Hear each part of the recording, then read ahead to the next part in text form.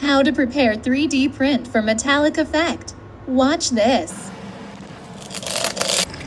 Wash in alcohol first. Try not to damage it. Hold your breath. Grind it until it fits. Sand it.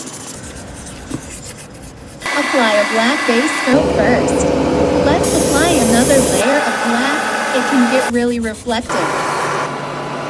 Finally, apply the silver metallic coat on top. Your sculpture now looks like real metal. Follow for more.